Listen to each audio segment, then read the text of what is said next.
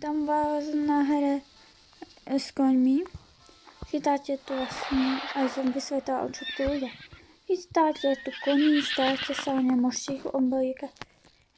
Keď môžete si meniť, môžu mať krídla, nemusia mať krídla, môžu mať rohy. Môžu byť väčšie, malé, môžu byť krajšie, nie až tak.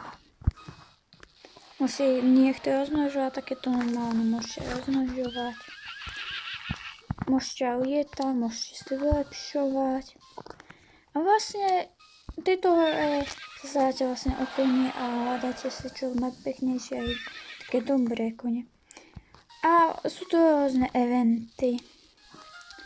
Túto hru hrám dlho a budem aj s nej natáčať, tak mám sem aspoň takto do krátšieho takého shortu dať, čo sa na tejto hre dá robiť. Je tu veľa takýchto pekných, aj svietia v noci tak.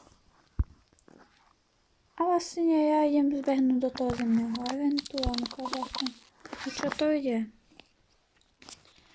Vlastne v tejto hre, kým sa mi to číta, ide vlastne o to, že si chytáte kone a staráte sa o ne. Chytáte buď žrebet alebo dospelé kone. Alebo dostávate kone. Čakám, kým sa... A dostávate dosť veľa vecí.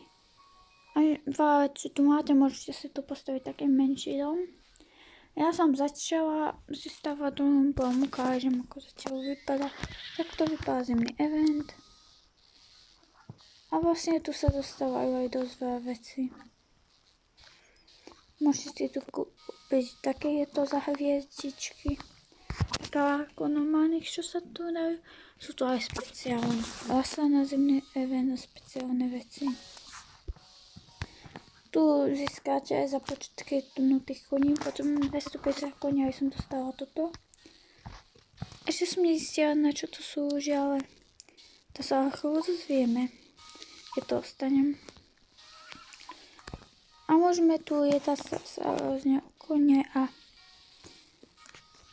dávam to iba do pozornosti a poviem vám, mohli ste tam vidieť aj názov, kým sa mi to načítalo. Vlastne.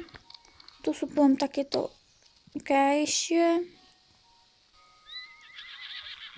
A sú tu aj rôzne iné veci. Ak vás to bude baviť, budem z toho viac natáčať. Toto je len úvod, čo budem zatiaľ natáčať. A to je zatiaľ všetko, zatiaľ dovidenia.